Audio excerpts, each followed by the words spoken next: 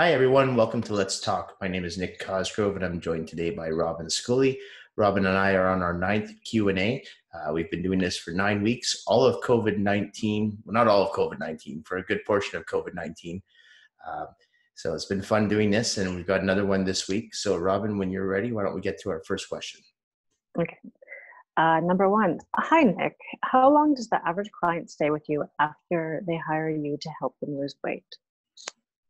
Well, first of all, most of my clients don't hire me just to lose weight. A lot of my clients hire me because they want to build muscle. Some people just want to become more overall healthy. You know, I have some people who work with me who have MS. They want to just build that strength and muscle in their body. So, you know, not everyone's goal is to lose body fat.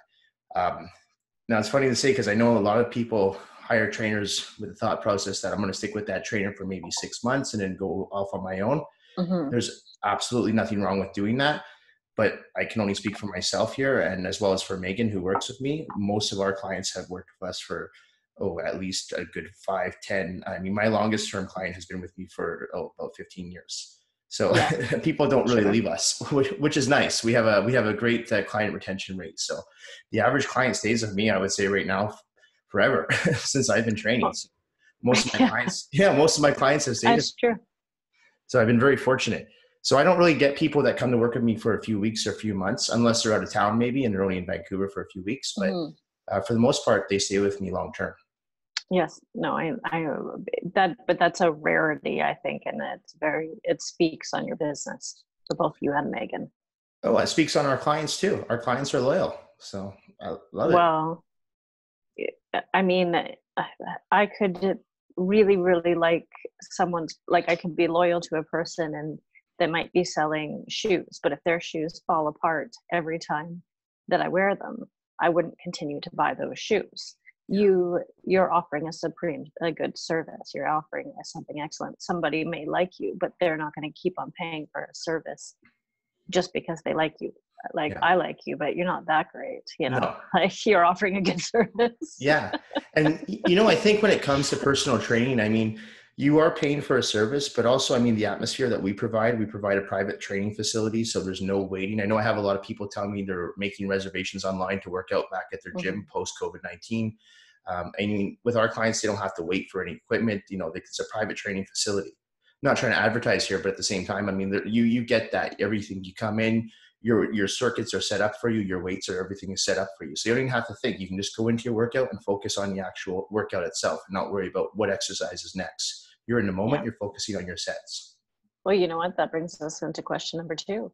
Hey, Nick, how is your company handling the reopening during COVID-19? Actually, very well. You know, truth be told, we were really never closed during COVID-19. We were working the entire time. We had a lot of clients that stuck with us. Again, because we're a private training facility, we were able to operate on very low volume. So we weren't like something comparable to like a Gold's Gym or a Good Life Fitness where you have multiple people coming in and out of the doors.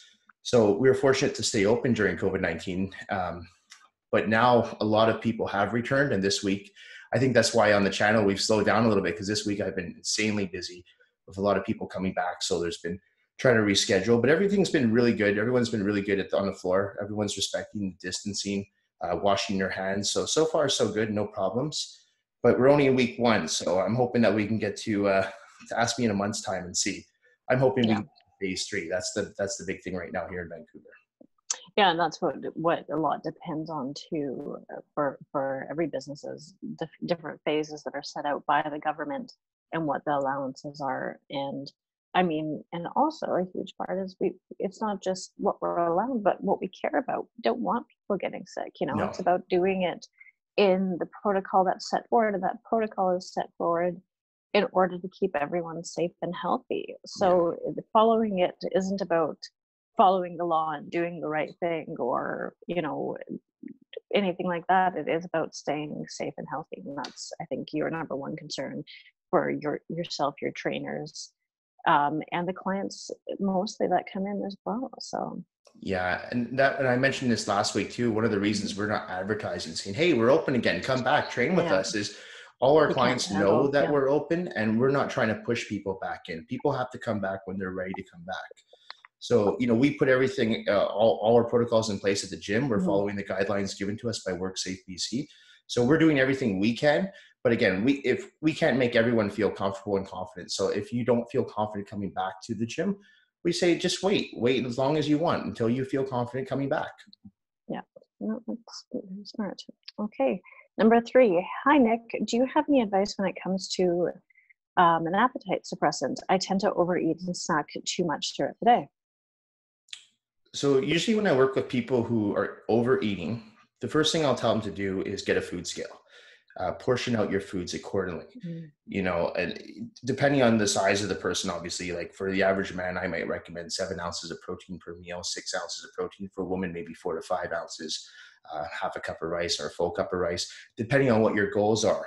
And then the second thing I'd be looking at are your macronutrients. And Robyn, I think you'll agree with me on this, is one thing I see a lot of times when people are overeating is they don't actually have that much healthy fats in their diet. Fats will keep you feeling fuller for longer periods of time. So things like almond butter, peanut butter, omega-3 eggs, avocado, those type of things will actually leave you feeling fuller. So yes, they're calorically dense, but at the same time, 2 tablespoons of peanut butter can go a long way. Once I have that, I'm usually full for hours. So I would look at increasing your healthy fats, also lowering your carbohydrates, because one thing I do find with a lot of people I work with, the more carbs they have, the more carbs they crave, and even good carbs. So portion control would be number 1. And the second thing I would look for are incorporate more healthy fats into your diet. Do you have anything to add to that? No, I think that's very smart when it comes to the actual diet and sensibility. I think there's of course, I'm going to a different level. You're going to go psychologically. Exactly. Like, yeah. What is the overeating? And are you actually hungry, or is it a boredom, or is it a need or a desire or something like that? Yeah. I know sometimes I tend to mindlessly overeat, especially if I'm working from home. And this is not curing a problem or anything like that, but I tend to brush my teeth after each meal. Yep. Because it gets that sort of umami, that kind of like flavor of like, oh, now I want something sweet, now I want something salty, or that sort of want. Sure. A little bit, and it's almost like a process of sort of like, okay, now wait on to the other, or just keeping. If I am like, I know I have days where I'm having a snacky day, so I just make sure there's like sliced cucumber, a sliced celery, something with protein, but also a very water based that's easy on the stomach, and I still can feel like I'm snacking, even though I don't necessarily need the food. Yeah, I mean, emotional feeding, Robyn's right. Yeah. Emotional eating, is very common. I have a lot of people that struggle with that. And sometimes it can go either way. I mean, one of my clients recently just went through a big move, and he works and he sent me his weekly check-in on Friday, and he was down 5 pounds. Yeah. Most people who work with me online don't lose 5 pounds in a week. In his case, moving is very stressful. So he just wasn't really eating. And sometimes it goes the other way. Some people are really stressed out and they gain weight. So I know for me personally, when I'm stressed out, I don't really eat at all. I forget to eat.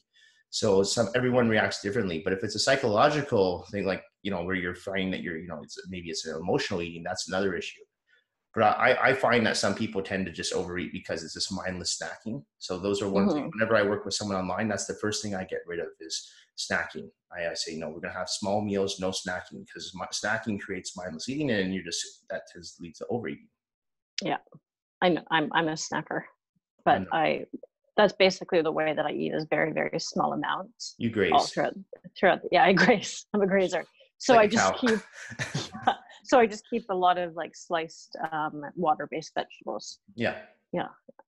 Because I know that's my personal preference. The way that I go about it is grazing like a cow. Okay. Sorry, I apologize.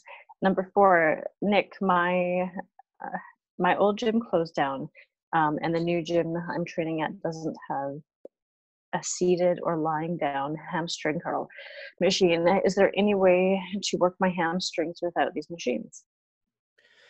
Yes. For myself personally, I haven't used lying hamstring machine curls in over a year now, or seated hamstring curl machines. I work out at a gym where we don't even have machines. So how I train my hamstrings, I do straight leg barbell deadlifts and straight leg dumbbell deadlifts.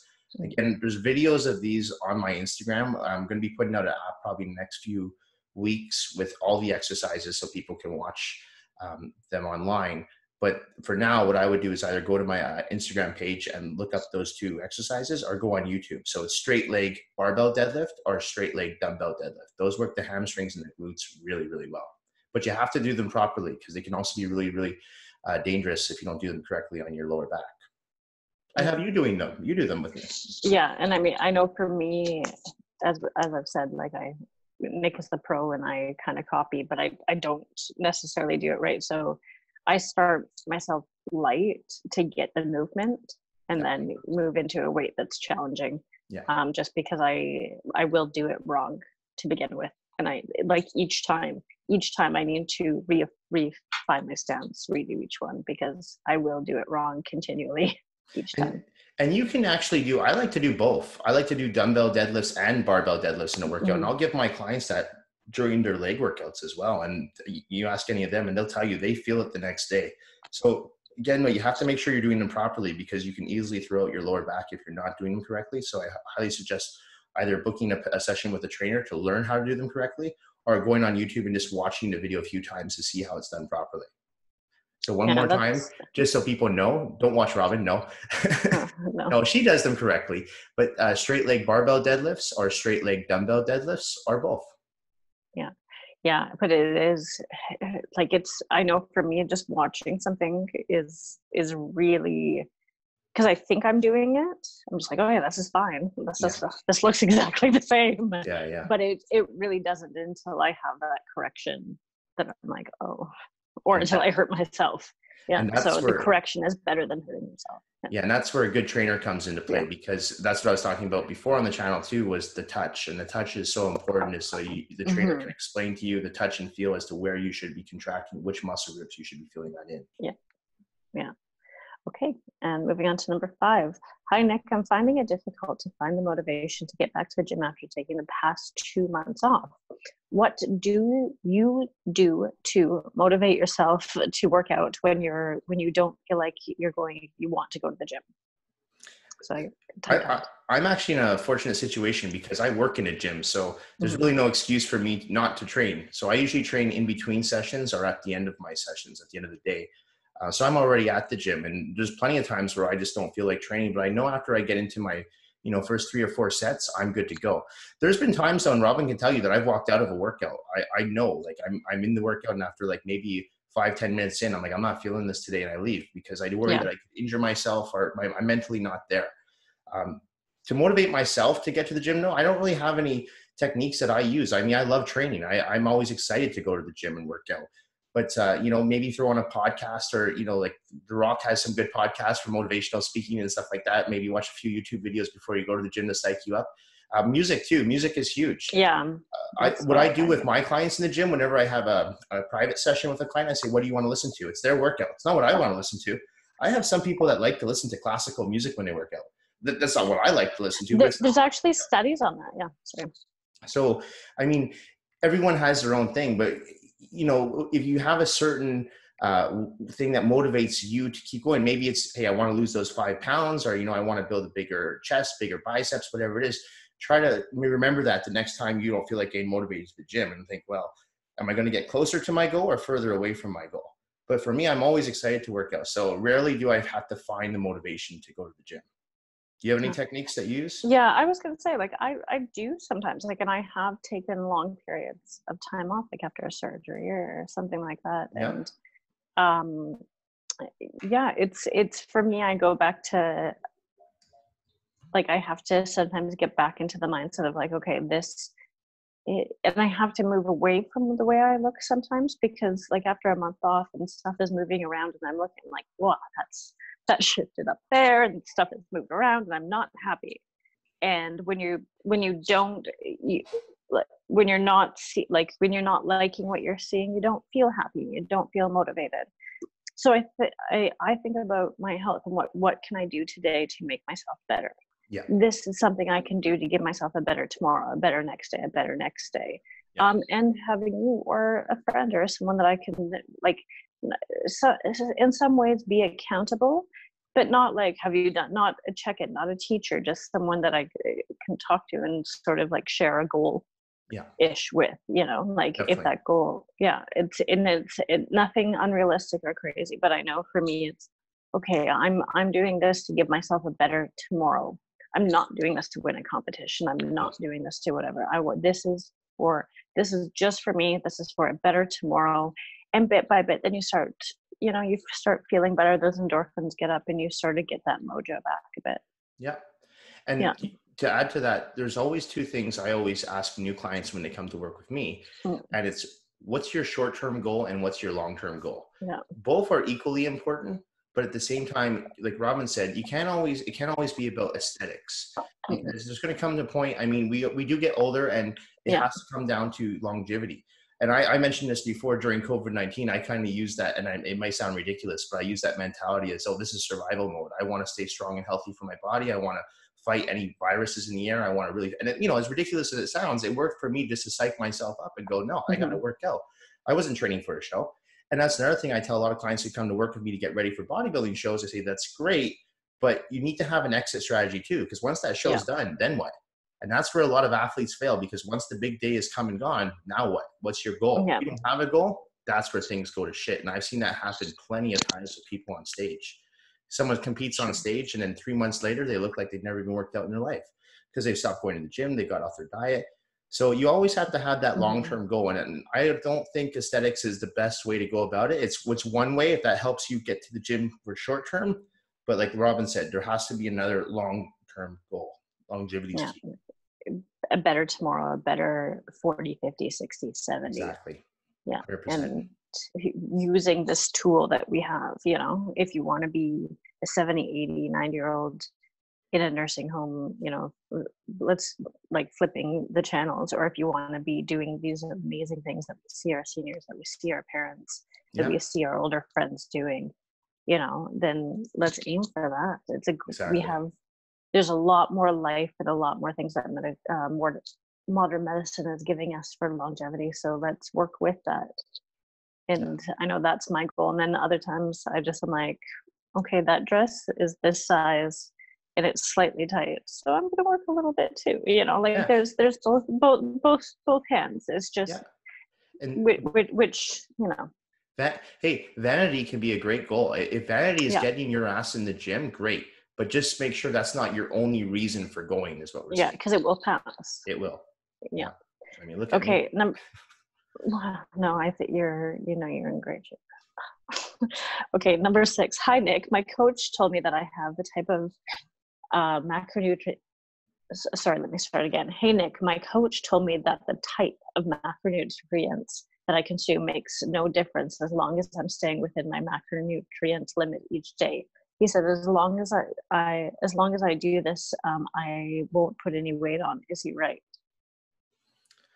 Well, actually, yeah, he is right. You probably won't. If you stay in your macronutrient allowance, you probably won't put on any weight. Great. You can eat cheesecake and donuts and stay, as long as you stay within your caloric limit and your macronutrient limit, sure.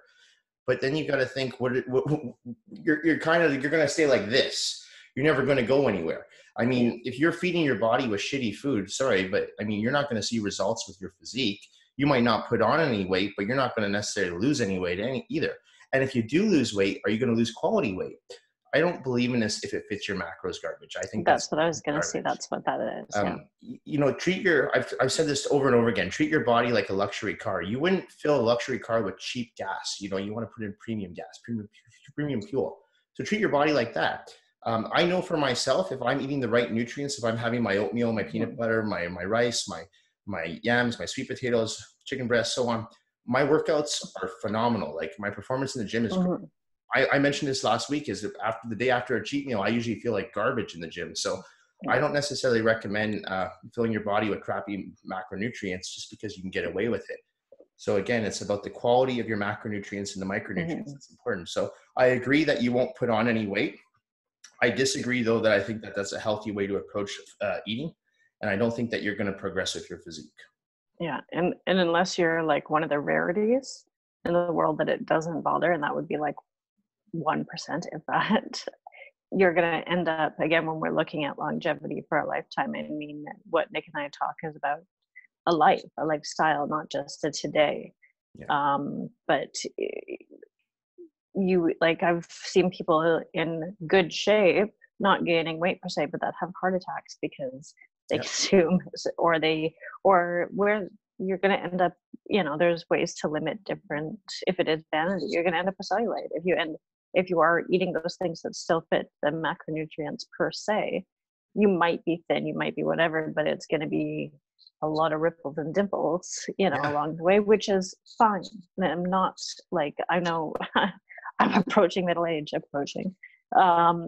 but it is these things happen, but why not give yourself a better fighting chance? If it is vanity, or if it is health, or if it's, whatever it is, the healthier you consume, the more longevity we're looking at longer term, both vanity and health. I agree.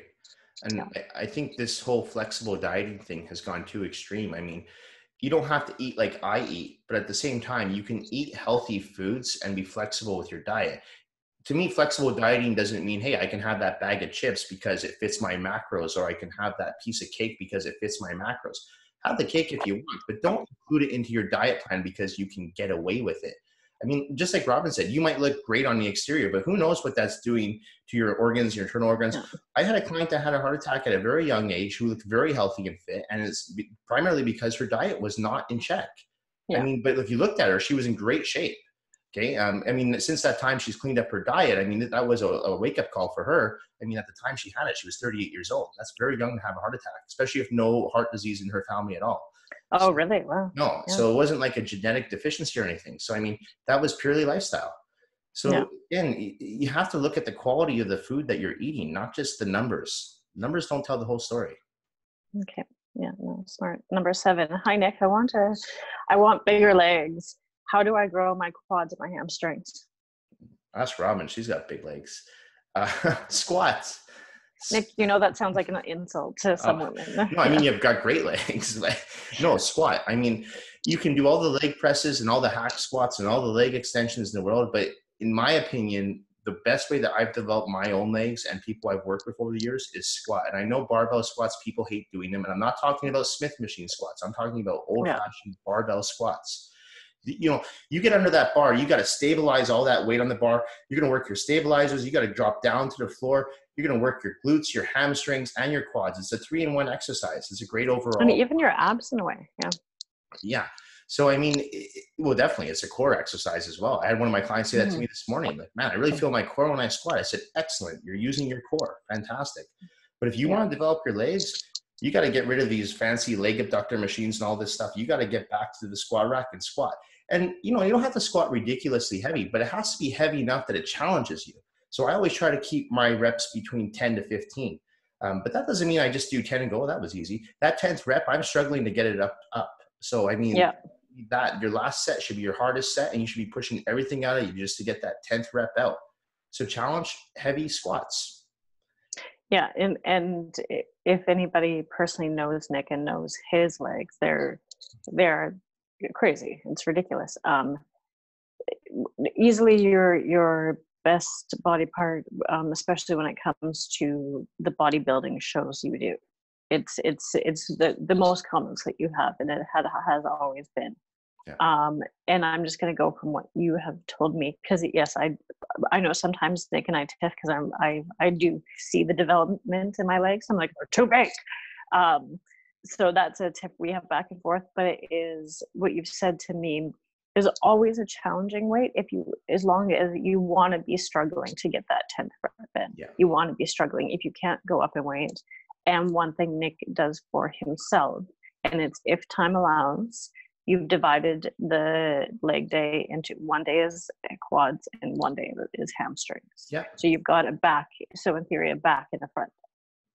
That's right. So that is your primary choice for growing your legs. That is when it comes to and not everybody can dedicate that time, but if you're looking at big legs, that is your personal choice. Yeah. And, my theory behind that is also like doing, say, quads day 1 and hamstrings and calves day 2, is because when most people get to their hamstrings in a leg workout, it's usually till the end of the leg workout. So they're already tired and they're not giving it all their all. Your hamstrings are 50% of your leg muscles. So that's why I like to hit them fresh. So I do my quads on one day and I go home, and I come back the next day, I do my hamstrings. And that way it's working the agonist versus antagonist muscle groups, and I'm hitting them both with the equal amount of intensity. So that's another thing I do. And I usually do that with my clients who are more advanced, who are training the gym 5-6 days a week. Most people, though, don't have that time to do that. So in that case, I do recommend squatting at the beginning of your workout if you can. If you're only training 4 or 5 times a week, get those squats in. That's very important. But if you have the luxury of training 5 or 6 days a week, definitely, like Robyn said, split those leg workouts up in 2. And just to add to that, don't forget your drop sets. That's one thing I always do during my leg workouts, are drop sets. When you're done that last set, you're not done. Strip the weight, do 10 more reps. Then you're still not done. Strip the weight one more time, do 10 more reps. Now see how your legs feel. They'll grow. Yeah. He's very big on fatiguing the muscle. Big time. The change in the body is in the pain that you feel in the gym, or the shakiness. When you're into that shake, that's the body changing. Yeah. These are Cosgrove works. If you good answer. And if you, just one more thing to add to that, if you do train your legs properly, you should be sore for 6 days, and the only time they start to feel better is on that 7th day, when it's time to train legs again. I'm not trying to sound hardcore here. I'm serious though. If you feel fine after a leg workout, you didn't train your legs hard enough, period. You should not feel fine after a leg workout. You should be so sore it hurts to sit on the toilet, period. Next question. Okay. Number 8. Hey, Nick, would you give the same diet plan to someone that is natural versus someone that is using anabolic steroids? Of course. I work with both natural and enhanced athletes.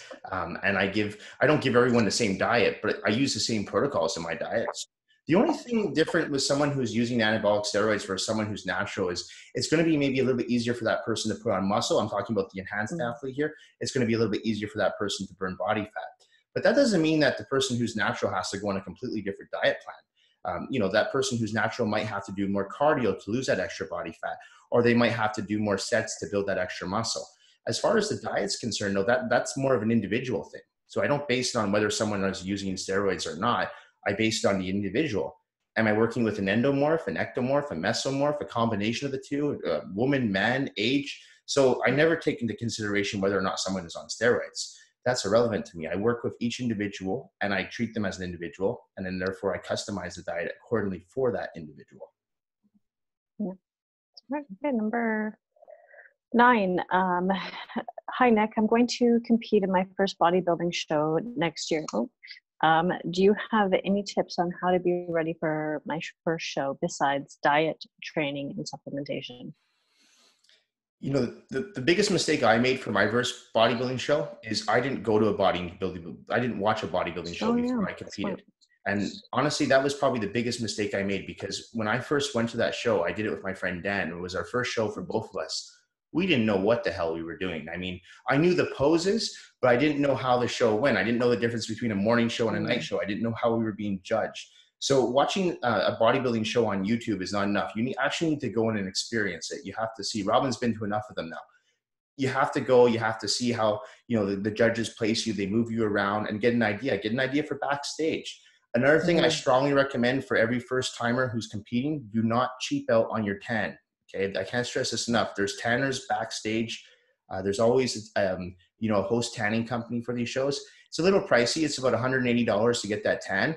But it's worth it. If you're one of those people that's painting tan, go back to my photos and look at my first show. You'll see I did that. But back when I first started competing, we didn't have tanners at the show. So we had to do that. Dan and I were in a bathroom putting tanning solution on each other naked with socks on. I mean, that's the only thing we could do back then, though. So now they have tanners at the show. So I would definitely recommend spend your money on a good tan. It can make the difference between first place and honestly 6th or 7th place. If you've got a great physique, but you've got a shitty tan, you're going to get marked down. So those are 2 things I would definitely recommend doing: is go to a show, watch it, experience it, and your tan. Okay. And obviously diet, training, and supplementation, but you're obviously working with a coach for that. So you're set for that. But those are 2 things I'd recommend. Yeah, and just one thing too, and this is what I know that you've said to clients, and actually, it's something that I think most people do in life before any big day. Make that actual day as easy as possible. Yeah. Like take away any extra obstacles. Don't add to that day. Don't.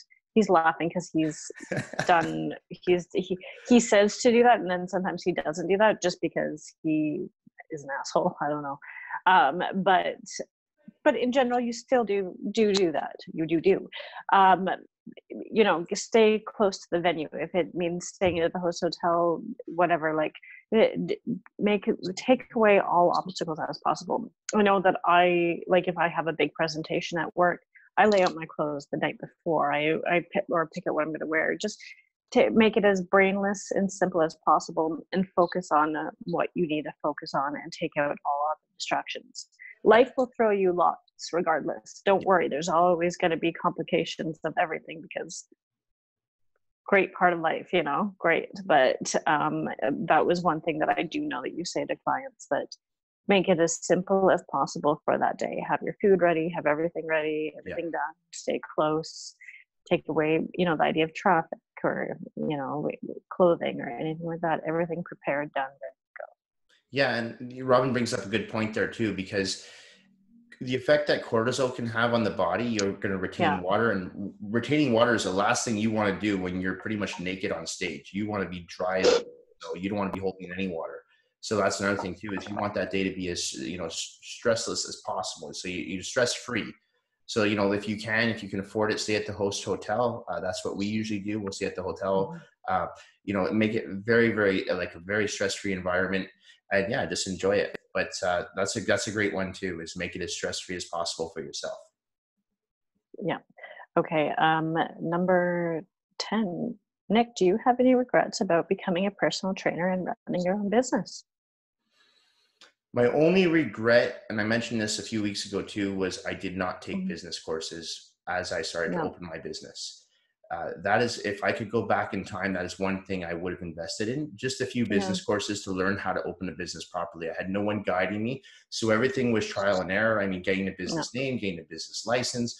Those are things that people don't think about when they start a business. And those are things that are costly, but there's also, they can be very stressful too, because if you don't know the procedures, and I was 18 years old when I did this. So it was very hard back then, and we had the internet, but it wasn't just out there, the information. So you had to kind of go around and ask people, what do I do?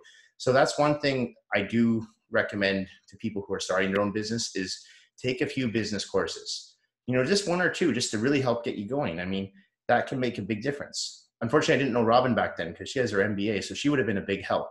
But I didn't know. As far as becoming a personal trainer, biggest mistake I made was, again, taking on too many one-on-ones, too many private sessions. I was lucky I got really busy really quickly, but I ended up working like 18-hour days. So what I learned over the years was to form smaller groups, and that way, and then hire out, have some assistance, have some people helping you. So you're only one person. You can only work so many hours in a day. So in personal training, now I know that, but back then I was working, I burned myself out. So I took on less, I take on less hours now, but back then it was just unorganized. So I think this is for any entrepreneur. If you're going to start a business, just take a few business courses, and it helps you so much. You don't want to make little mistakes. Well, I mean, and that's anyone starting a small business. I don't think you have any regrets about becoming a personal trainer. I think when it comes to opening your own business, you wish that you educated yourself about the process. Yeah. And that's it. You can. Not everybody is an entrepreneur. I know. I'm not. Right now I'm working for a company. I have done stuff on my own, but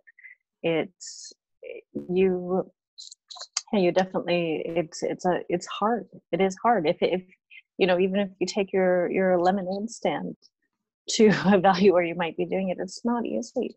No. And it's any education or guidance you can have along the way, take it. Yeah. Because mistakes will cost you, and it is important to know and to know yourself. It's entrepreneurship in whatever form, even if you have the best idea in the world, is not for everybody. No. And it's thankless and a lot of hours. Yeah. You will spend more time on it if you choose it to be successful, you will spend more time for the first, 5-10 years than you are expecting, because you're in charge of it all. If you answer, you call back, you are the one doing it, especially if you're starting small. Yeah. And also, if you're working as a personal trainer or someone who is selling your service, you have to remember, again, you're only one person and there are only so many hours in a day. And that was a big mistake as I made. And I almost quit personal training after the first 5 years. And it wasn't because I wasn't busy, because I was busy.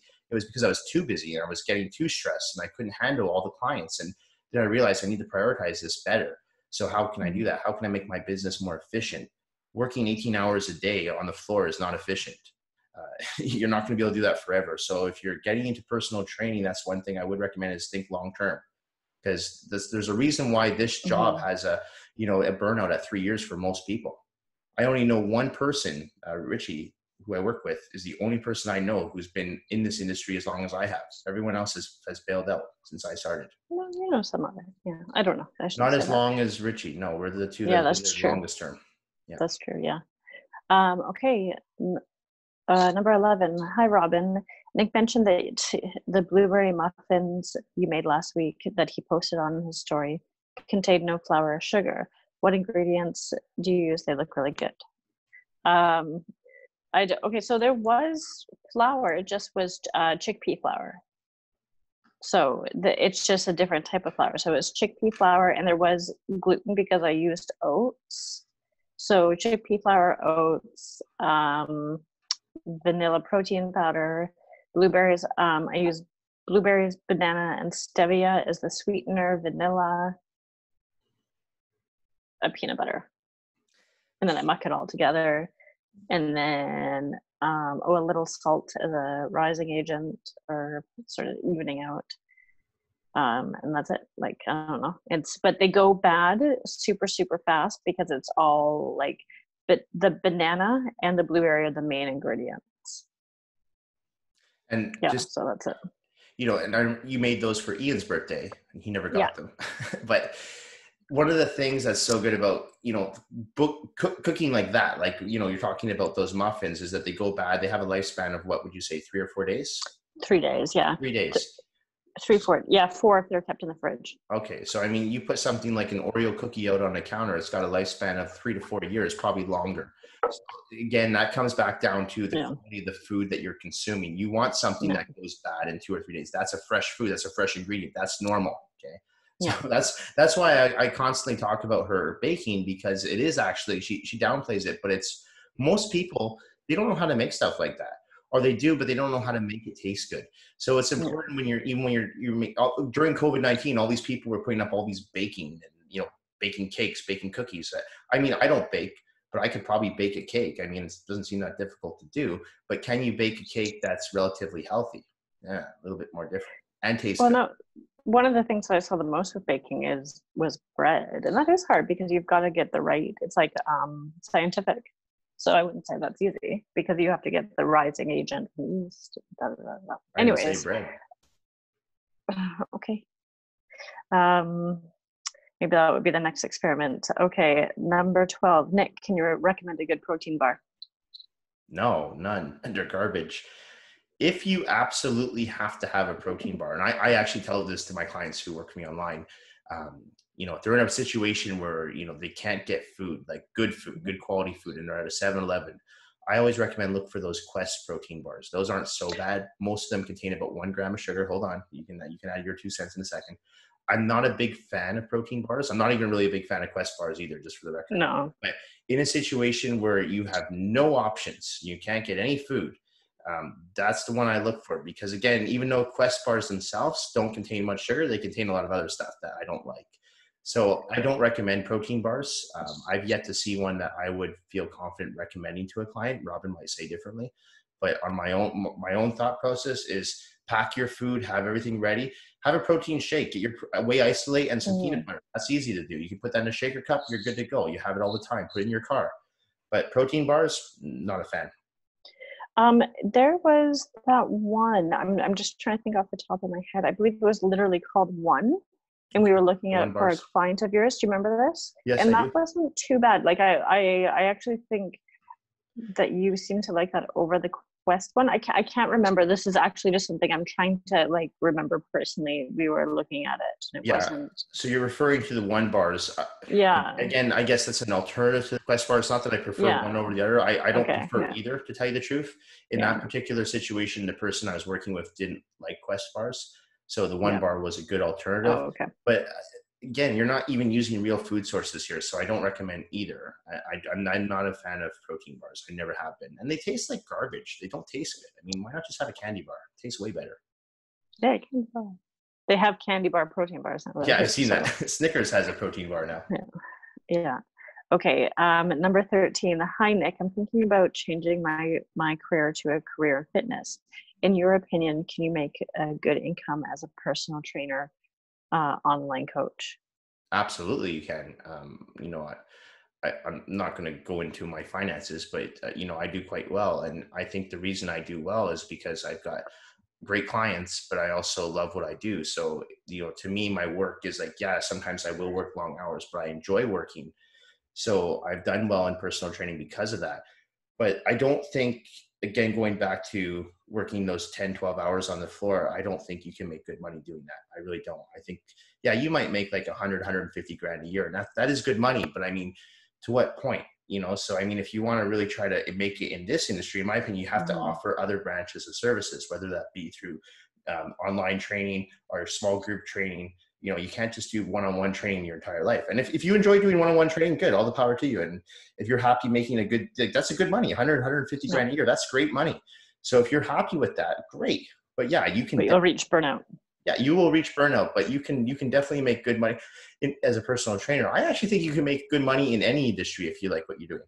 I have a client who owns a cleaning company and he does extremely well. He started off as a cleaner. That's what he did. He was a cleaner. And he's like, why don't I just start my own company? Now he's doing fantastic. So, I mean, I think if you're really good, you can make good money at anything. Go ahead.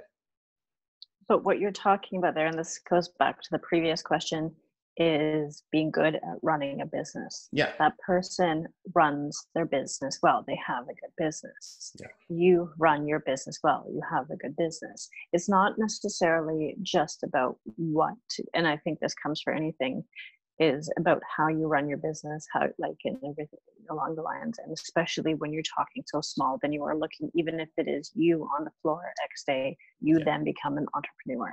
Yeah. So that's what it is the reality of running a business again. Yeah. And I've seen a lot of trainers that work for gyms and they've tried to start their own business, but you can tell they're not really passionate about it. And I used to work at a gym where it was all independent contractors, and I would see a lot of these trainers come from working at a big gym where they were spoon-fed clients. And now it's like, well, you're not being spoon-fed those clients anymore. Now you've got to go out and get those clients and you've got to retain them. In the past, you just had to train them, but now you've got to build that rapport with them. You know, you can't just be working at a big fancy gym anymore and just say, oh, give me my clients. It doesn't work like that. So like Robyn said, if you're talking about starting your own personal training business, yes, it can be quite lucrative. But if you're working for a gym, I mean, I've never worked for a gym, so I don't know. I don't know what a trainer who works for a gym could make. But I would imagine if you go off on your own and you're good at it and you're good at, you know, business and you have some good business ideas, yeah, the sky's the limit. Yeah.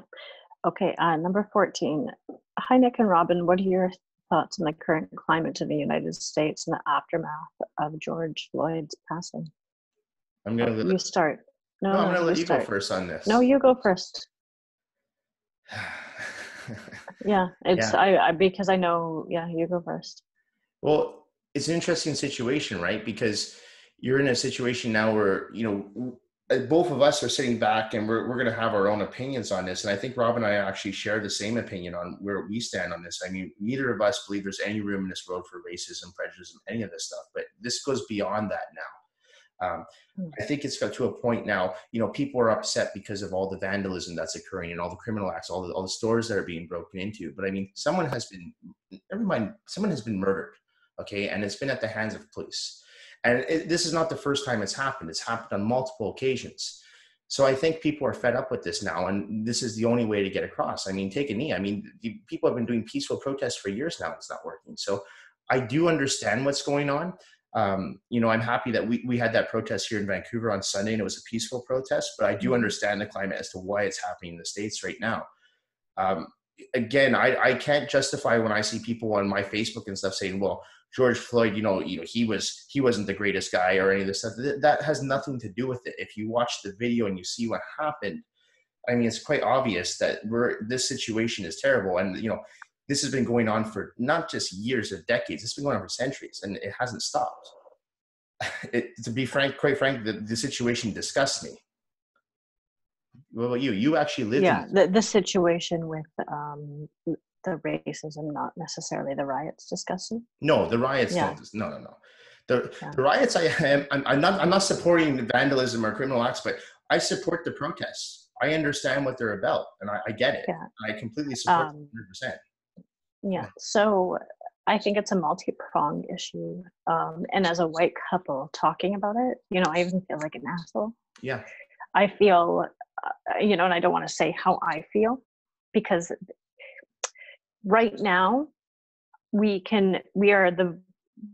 stand back and we let the people that deserve to have the feelings on it, and we amplify their voices. Yes. There's strongly, and it isn't just the passing of this one person. It is the system that has created racism again and again and again. And there's systematic, like the multi-prongs of systematic racism, lack of education. Right now we have to help our Black brothers and sisters, mothers, fathers, and everything in between. And to acknowledge our white privilege, and that is a real thing that is being asked for.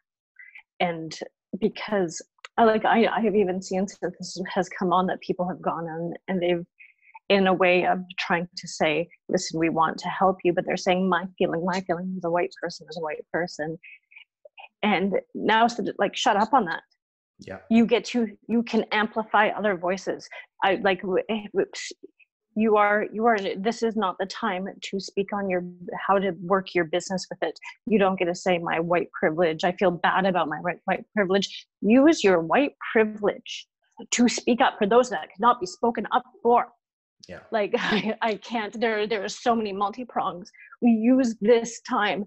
You stand behind it when someone else cannot speak up for themselves, because in the horror fear of being hurt or killed, we speak up for them. Yeah. And is now not the time to go on to your Black friends and say, I feel bad. Now is the time to stand behind and speak up for them when they cannot speak for themselves. Exactly. We don't let, and I feel, this is not our, this is a fitness, this is your fitness company. Yeah, this is me asking you questions. Yeah, so yeah. This is beyond, and there is so multi-pronged issues that go in, and it's happening in the States right now with the worst of it. And there is systematic, where you cross one street and it changes. And there is racism to the point where I was shocked, but it is here too. It's and it is around the world. Yeah. And it is something, so we speak on it, and we don't stop speaking on it. And we speak on it to our children, to our next generations. And the riots are happening because that is the voice of the people that have not been hurt. Yeah. It isn't okay. It is sad. None of it's okay. No. And none of it's okay. But we speak up, and we don't stop speaking up. It doesn't mean that we bash in windows or we do anything like that, and that will come. And it doesn't, that no one is saying that that's okay. No one that rioting is saying that's okay. And there's been things taken on that, just as we've seen here in Vancouver, riots for hockey games. Yeah, and that's okay. This is right now. These riots are the voices of those unheard. Hopefully that will step back and it will go into protests. Yeah. And past that, we will speak up. And in the midst of this, we still have a horrible virus, and people are protesting and getting sick. So it's, so many multi-pronged things that we cannot forget, but we speak up and we don't stop speaking up. We know, I was just told of a huge racist group, the most well-known one up in Salmon Arm. We don't let them have a house. We don't let them have it. And I'm not saying go kick in and hurt and violence. I'm saying we don't stop speaking up until those actions have changed, until there is not group houses for KKK members. That's right. And, to add to that too, here in Canada, we have a major racist situation with our Aboriginal people. So, you know, huge issue. We're talking about racism as a whole here. And, you know, I wanted to add to what Robyn said, because I made a post about this the other day as far as white privilege. And I think there's a lot of, like, I have a lot of white friends and that were on Instagram and saying, yeah, I feel bad to be a white privileged man. You know, my post wasn't about feeling bad to be a white privileged man. No, I know. Explain what do you understand what white privilege really means? I mean, it's a built-in advantage. You're as soon as you're born, you're white. If you're a white male, it's a built-in advantage. It's not, no one's saying it's your fault, but for you to sit there and go, I can relate, I can understand, you can't relate, you can't understand. And I no. Myself personally, I know I can't relate, I can't understand. So like Robyn said, it's time to give these people a voice and also sit back and listen to what they have to say. Yes. And use your platform to say how you feel or what you think. You don't put your guilt on those people. Not at all, no. You don't let them carry your guilt. You speak up when they cannot. Exactly. So like Robyn said, for the two of us to sit here and say how we feel or, you know, with this or that, I mean, yeah, everyone always has a feeling about the situation, but it's more important to listen to how the other people feel, okay? How Black people, how anyone who's, and not just Black people, anyone who has had racism towards them, right? And is, yeah, but right now, the big issue is specifically, and it's not taking away from other cultures, no. But the reason why the Black Lives Matters is so important because there has been so much violence specifically against the Black culture. Yeah. And you cannot change that. And it doesn't demolish anything that has happened of any other culture at all in the least. And it is something like you and I have spoke on our Native community. And you know how personally I feel about getting those rights back and the treatment, the wording, and the overall change that needs to happen within Canada. And furthermore for that, but we can take actions within Canada for that.